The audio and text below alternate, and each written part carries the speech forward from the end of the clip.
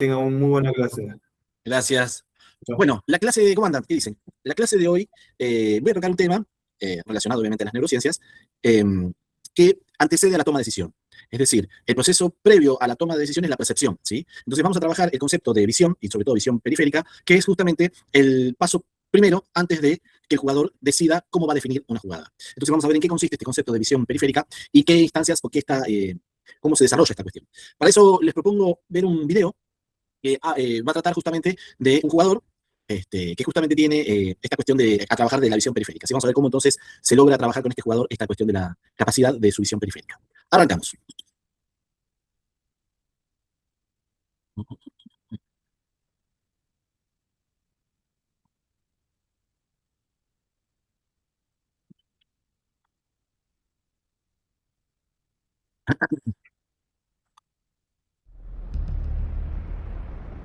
Great vision in football is about seeing things Tiene que ir. that other players Vamos a don't ponerlo. generally see.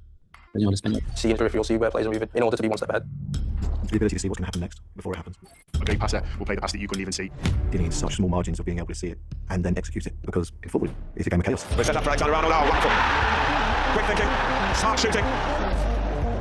Alexander-Arnold. Marcelo's there and scores beautifully. Wonderful Trent Alexander-Arnold ball. Trent's been vital in terms of the success of this Liverpool team. His ability, his desire, his relentlessness. His range of passing, his vision with the diagonals, with the through balls, with his free kicks, with all his dead ball delivery. His desire to win. He wants to be the best, not only in his position, but beyond that, he wants to be really elite in everything he does. He's always willing to learn, and we all want to get better, and that's the frightening thing. You have to slam it. Yeah. When I think about it, playing football to me is everything. Perdón, por las dudas, pregunto, ¿alguien tiene problema con el portugués? No, porque es más o menos parecido, cambia algunas palabras, pero se entiende. Ahí está, ¿no? Pero por Sí. las dudas, si alguien no casa una, me avisa.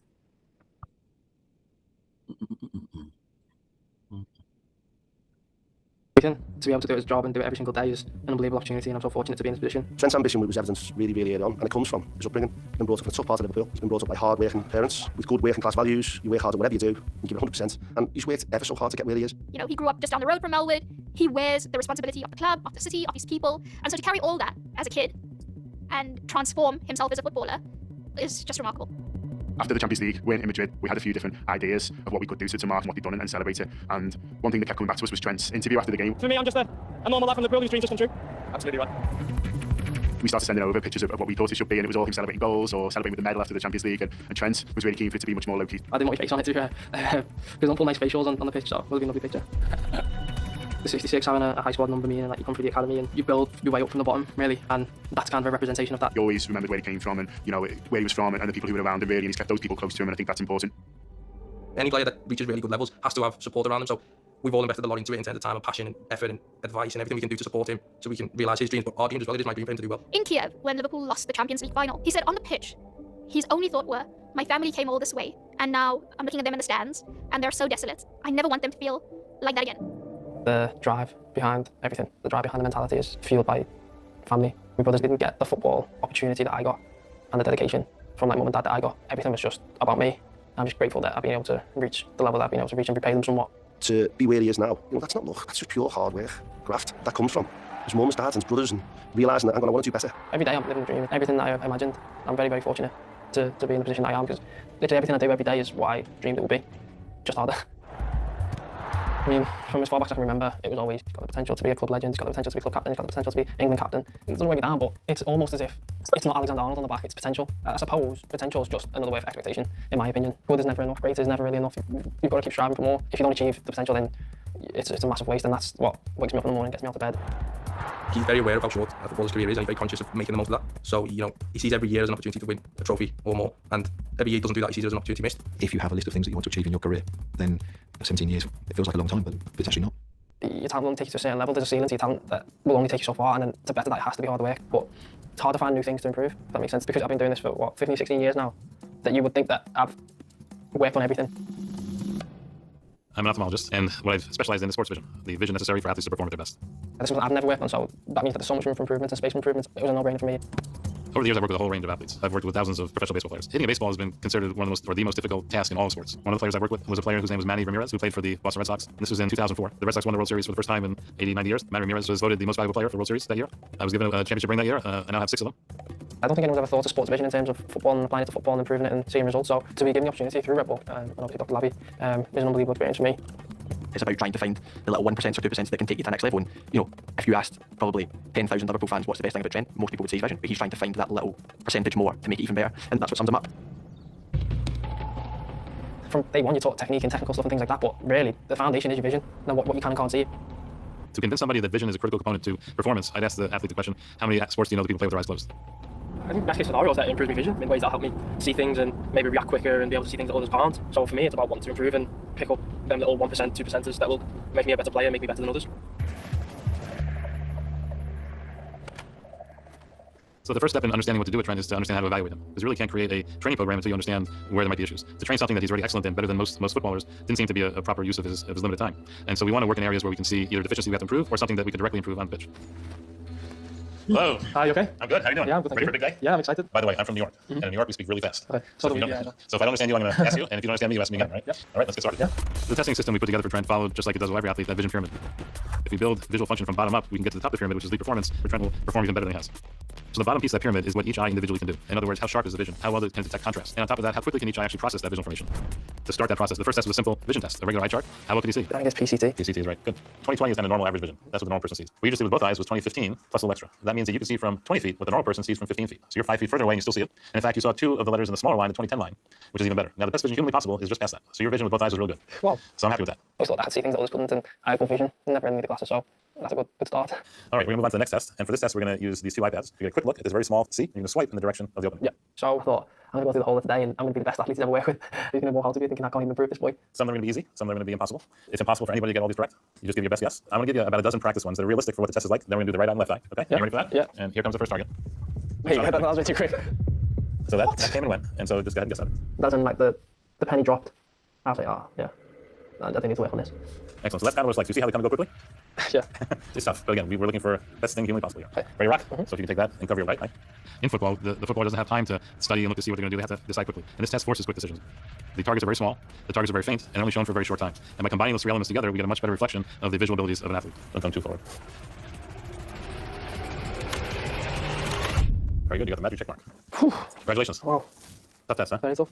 Normally, players that work with professional athletes are dying to know how they do themselves, and more importantly, how they do compared to their peers. I want them to tell me how I compare against other athletes, if I'm being honest, and give me a name that I could measure myself against. And we're not going to be giving him any of that information. I don't want him to judge himself against others. I want him to judge himself against himself. I want his personal best. I want his maximal effort, and that's how we're going to have the best improvement. We're moving up the pyramid now, 1 level. The next level of the pyramid, we have to look at how he uses both eyes together. Special pair of glasses. These, put these on. On the pitch, there's many players. You have to be able to track multiple targets at the same time. We're going to look at that. So here are the 8 yellow balls. Now you see the 4 that you got target. You have to remember which ones they are. At the end, when they stop, you can tell me which ones are the original 4. Oh, wow. In a game, no one's ever static, so I'd say the sports vision side of it is going to help seeing a pass, but also seeing what's going on around the pass. Multiple object tracking is not only a critical skill for Trent on the football pitch, but it's also a critical skill for everybody. Take, for example, driving a car. When you drive a car, we have objects to our right, our left, cars in front of us, cars behind us, and we have to keep track of those cars in order to drive safely and effectively. We have a very good way to test the skill of multiple object tracking. The task involves tracking several balls that you see on the screen. Concentrate. Yep. You have to keep track of those 4 that were originally marked. Over the 30 years or so that I've been doing this, I've worked with many different elite players of many different personalities. And some are not interested in really improving and doing more, and others do whatever they can to improve. And Trent is the latter. He was somebody who very much wanted to do well, but I think he also got frustrated sometimes. And so that keyed me in on Trent's perspective, that he's not going to just give up. Instead of saying, Doc, I don't know, and coming up with something wrong, he wants to find out what the actual test is, and he wants to do his best to get the answer right. And those are the marks of someone who's going to advance forward in the future. Of course. All right. It's frustrating. It's probably the one I struggled with the most so far. At first, I was trying to really keep my eye on every single one of them, and then I just get confused, and once I'd probably look at one to the left, I'd lose the one to the right, and that killed me at the start, and then really I just focused on a central point. That's the better way of doing it, using your peripheral vision, not just your central, because you can't follow all 4 with your central vision, because once you move one, you lose it. Yeah. Excellent, that's good. But it was hard, huh? Yeah. For the first 2 levels of the pyramid, Trent's baselines were fine. In terms of sharpness of vision, was good enough. He didn't need any glasses or contact lenses. But the most glaring issue that Trent had was the multiple target tracking. His score was a fair amount below where I'd like it to be. So I'm going to need to incorporate those results into the plan for the training so that we can improve him. It's good to have something to work on. So we finished with that one. Now we're going to move a little further up the pyramid and we're starting a little bit of physical work. When we get to that 3rd level of the pyramid, we have a nice sharp picture that's able to detect low contrast, things that are shown very quickly, and it can judge 3-dimensional depth very well. So that's really good information coming in. But now we think about what does the brain do with that information? How does it make a decision? All right, Trent, next thing we're going to look at is how you can react to things that you see. So it's going to be an eye-foot reaction time. So this is going to use the targets here. And what you're going to see is there's going to be blue lights and red lights. And you hit only the blue, don't hit the red. Okay. We call this one a go, no go. Okay. Blue is go, red is no go. Here we go. Ready, set, go.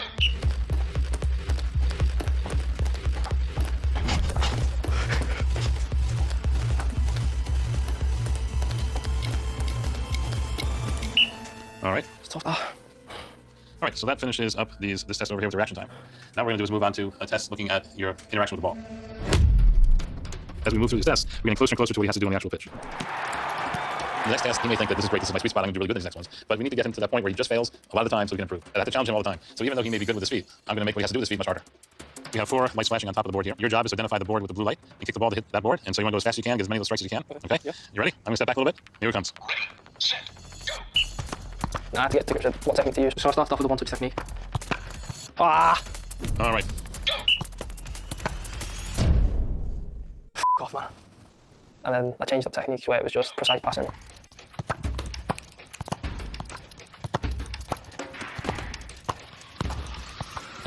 23. Good. Great. So we're done with that. It's tough. There's a lot of decision making here. You have to identify the proper target, right? And you have to make the proper motor and action on the ball. Yeah. And that's what's harder than we did in the other room. So Yeah. there's one more step to it. Also, it's a matter of how you adapt to when you're challenged by something not working. Yeah. Average person, when they have something that doesn't work, kind of hit the head on the wall, they don't come up with something new. The elite athlete, as yourself, something doesn't work, you change what you're doing to make it work. Yeah. And the ability to do that quickly, you did it in the other room too. The ability to do that quickly is a key piece of success. For the final assessment, we wanted to have a way of unifying all of Trent's visual skills to see a true experience very much like we have to do on the pitch. Identifying a target, knowing that he has a short time to make the target, and to kick the ball to the target. All the rings flashed all different colors, and what we wanted to do was make it so that Trent would have to identify which was his target by having a single ring lit up in blue color for a very short time. And the task was Trent had to identify which one was blue, and then put the ball through the opening of the ring while they were all yellow. Tell me when you're ready. Yep. Okay. Hit it. You don't get much time to see the targets on this test, so you have to pay attention. If you looked at one ring and wasn't looking out to the other side, you could miss the blue one. And we actually tracked his eye movements with a pair of glasses to know exactly what he was looking at. Okay, very good. Another ball. Keep looking and flashing. We reduced the amount of time Trent had to put the ball through the ring gradually as we went through these screens. We wanted him to understand, just like on the pitch, that he had to act and make the pass quickly. That increased stress certainly would have an impact on success of the test. This is hard. We designed this to be really hard. If he did what would be the most efficient thing to do, and that's to keep your eye looking at the center and use your peripheral vision to see the other 2 rings, but if he blinks, he's going to miss it. Oh. It's definitely harder than what I thought it'd be. I thought I'd come in and just breeze it all, but he's purposely set up tasks to really frustrate me and to test me to the very edge of what I'm capable of. So it's fun, but it's frustrating at the same time. I tried to get into Trent's head, to know him better inside than he knows himself inside, to know what his visual system can do, his motor system can do, his decision-making abilities, and I think we got a pretty good look at that with all these different tests we measured. You did well, and as I said, we're looking not as a problem, we're looking to make very good excellent. Yeah. And I think that's what we're going to achieve with this work. Yeah. Good job. Thank you. Great job. Thank you. It's the Anfield Rapid, it's John Gibbons. Liverpool have lost again, they've lost another home game, man. I mean, it's getting tough to take, isn't it? I mean, you know, there's been a few blows, you know, recently, there's been a few bad performances. You feel like you get a bit of a lift, but it was a tough one last night for me. Yeah, he's had a tough season, Trent, you know, the injury, of course, but also, you know, playing in a side that's struggling. It's probably the first time he's had a bit of criticism as well. Like the whole club has struggled, you know, this season at different moments and certain times, and you know, I think Trent has maybe been a bit more under the spotlight, which is probably unfair. Since I've came into the team, I've never lost this amount of games and things like that, and had a period like this. I think that the pressure that they're under to perform is incredible. That annoyance with not being able to perform how you expect yourself to perform, even though it's not solely on you, it is a heavy thing to carry. It's scrutiny beyond what most people could imagine. Like these guys, the appraisal is constant. Oh my. It has been tough for him, but I think in terms of a learning curve, he knows that he has to lose to learn sometimes. How am I supposed to see that? This season has been difficult, but I also feel that I've found out more about myself than I have when I've been winning nearly every game in the last 2 or 3 seasons. Yeah, there's so much going on. That's what we want. We want to overload the system. We want to make it so that you have difficulty, you know, in doing it, because that's how you're going to improve and you're overcome this. I think the training's been tough for him to manage with the schedule. The schedule's been very intense at the minute. But as I say, I think it's very normal for Trent to put his time and dedicate his time into something like this. I mean, at first the training was just tough. It was new. I was struggling to really focus a lot. Yeah, concentrate, right? When you're not in the rhythm, it was more difficult to enjoy it. It's so hard. Being pushed to your limits and knowing that just being vulnerable every day. That sound when you get it wrong, it's just like pure failure. I need you to fail so that you can improve. No! To be the best, it takes resilience, but also an understanding that it's a never-ending process of advancement and evolution and putting in the work to advance and evolve. No, Trent! What are you doing? He's got a quiet steel in him, Trent. And when he played rugby, the bigger lads would get him, smash him, they'd just get up and right back at it. Yes! The ball helped me. Where's my encouragement? Pushed me, make sure I was doing it. He was pivotal. So was that the second one you just finished? Yeah. Great. Let's do one more. Remember, no pain, no gain. You're not going to get better unless it hurts. Ready to compete.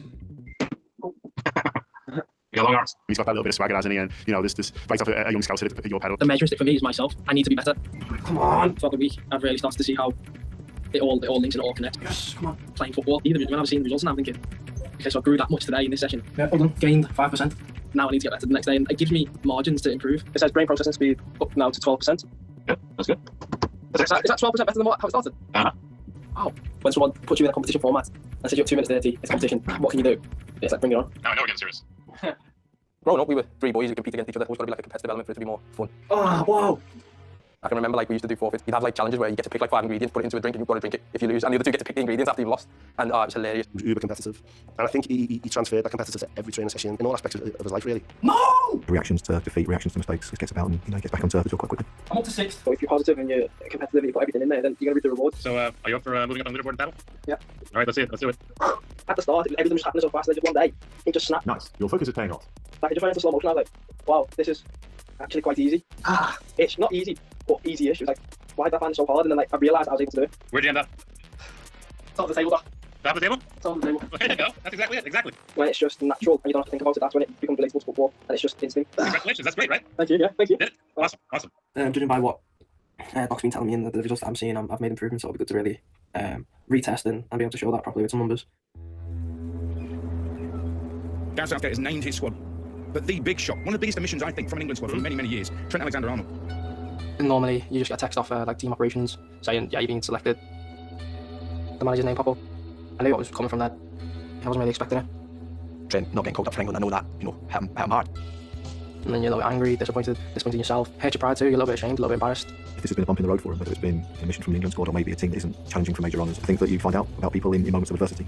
Sometimes you've got to, as an athlete, go through stuff like that in order to know what you need to go to the next level. He wants to be captain of Liverpool and captain of England one day, so he understands that during times like this he has to step up.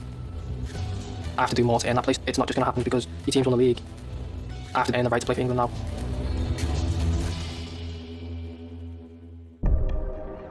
Well, today's a big day. This is the culmination of the whole project.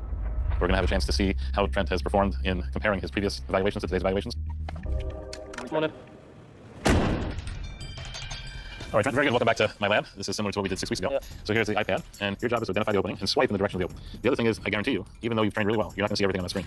And so you're going to have to do an educated guess. Yeah. And go for it. Okay. I feel pressure because obviously the intent is to train and to improve. And I don't know if my training is going to improve him. Doing great. Nice job. There you go. Good job. All right, let me send this over to get analyzed. What do you think about doing it this time compared to last time? Yeah, it's still tough to be fair. Yeah, still tough. I'm nervous about how Trent's going to do with his retesting. My worry is that we got some improvement, but just not enough of it. All right, so now we're going to do the multiple target tracking test. This was an area that we spent quite a bit of time in the training period to get good for you. Every time I've done something related to target tracking, I struggled with it. So it's kind of been eating away at me for the last 6 weeks, knowing that was the biggest room for improvement. You'll recall that after a few seconds, we'll stop. You'll have to put the numbers in for the 4 that you've been tracking. Yeah. All right, go ahead and type in the numbers of the 4 that you think are the answers. And hit enter. You got them all right? Get them all right, yeah. Good, good. Remember, to get it right, it's harder, it gets faster. The last one. They'll come back. Going right? Wow. It'd be a waste of time and effort and everything if this is all gone to waste. You're doing good. Keep concentrating. It's a scary thought for me. Session complete. All right, 1.33. You know what? You're operating at a speed 3 to 4 times faster than you were last time. And so the training we did over the 6 weeks with the different things, I think made a big difference. 3 to 4 times better. That's great. When we speak about improvement with training, we look at 2 main different areas. We call one area near transfer and the other one far transfer. Near transfer, you can think about is improving the basic visual skills that we're training him on. The real icing on the cake is the distance transfer, the far transfer. Are we going to see those improved visual skills helping him on the pitch? So we designed a revolutionary test to see the effects of his training in almost real world. So this is a virtual reality situation, and you're going to be put into a game. I think one of the most exciting parts of this project was the support that Red Bull had and the interest they had in creating a new technology. On the pitch, your task is to make the pass, and so we're going to have you make the pass today. Now, we're not going to tell you which teammate to send it to. You're going to do that based on how everybody's moving and how the game proceeds. Right? We'll be tracking the ball, so we'll know exactly where the ball went. We'll know exactly how it was timed to his teammate, if he met his teammate or not. Oh, wow. Pretty weird, isn't it? Yep. You can move around a little bit. Like it's practice. Get used to that. You can move left. You can move right. You should see fine. We'll have what's called a heat map, so we'll actually know what he's looking at. So we'll get a sense, is he kind of focused centrally? Is he really using his multiple target tracking skill that we try to improve to find more targets? If you look around, you see your teammates on the pitch. Red jersey is your team. Yeah. What we're going to do now is we're going to put in some changes in vision. You'll see some flashing in each of your eyes, and you'll have to figure out what's the best target. Okay, cool. All right. Yep. Oof. Oh. Here comes the play. Pick out the man you want to pass it to. Are you ready? No. Now. Good. You haven't broken any comments yet.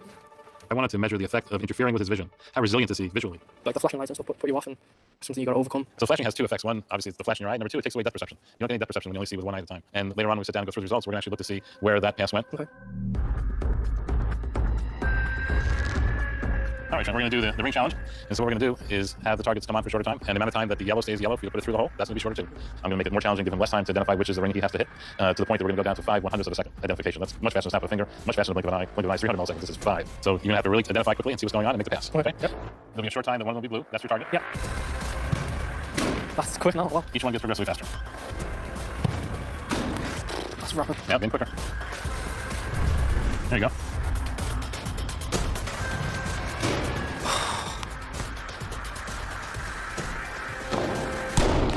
That was hard. What do you think, a Artie? lot hard, yeah. Just like how quick the flash came. The blue is shorter. Yeah, the blue is really short. What do you think about the yellow? Shorter too. Do you think that had any impact Yeah, on that's, rushing your yeah, shot? that's a rushing shot a little bit more. That makes it a little less accurate, doesn't it? Good. The way that I feel about the days there, I made some improvements, especially in the areas that needed to improve. So I'm excited to get the call and find out the proper results.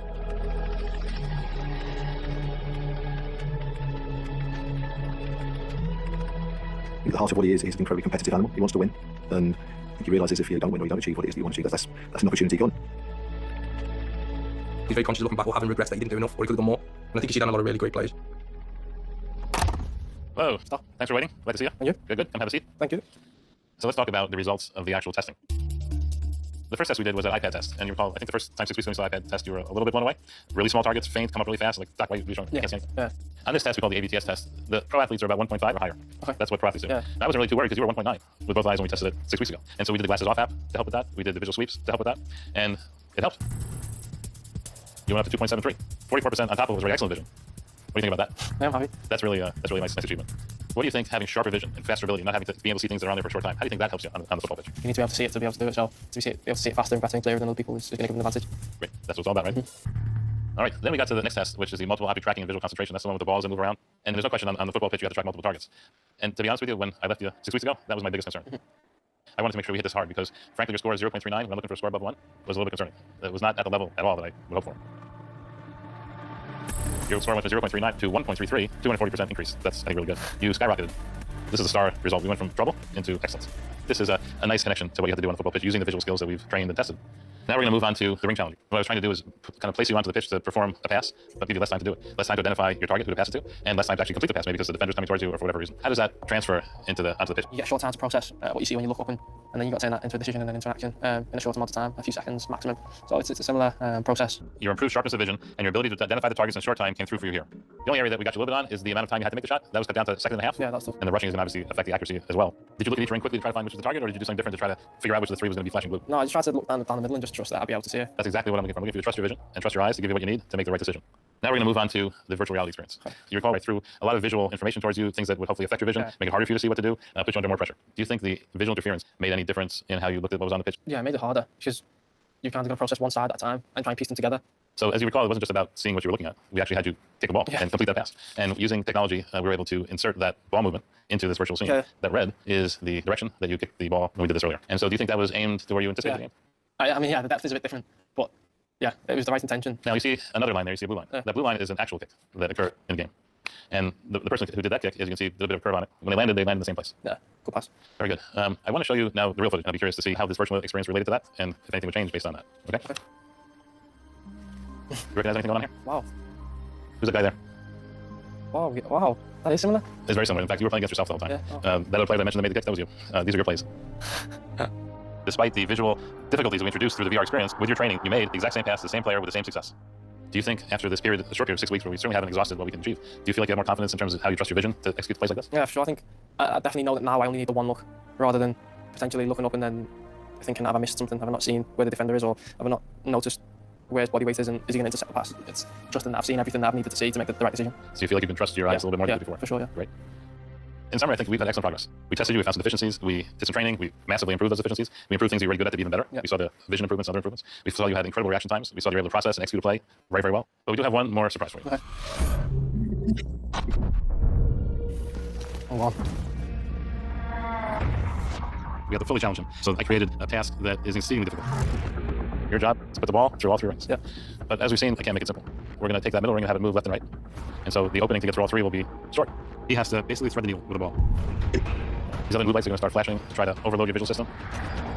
Just like on the pitch. You have to see it, you have to think about it, and react to it. Okay. Good luck.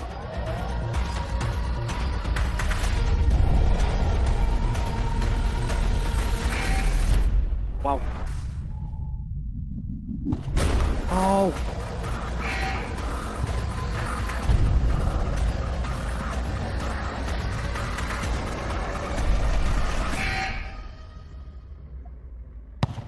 Yeah. Good job. Bueno, el Pela se pasa de malo, ¿eh? ¿Qué les pareció el video? ¿Quedó alguien ahí? Sí, profe, yo no lo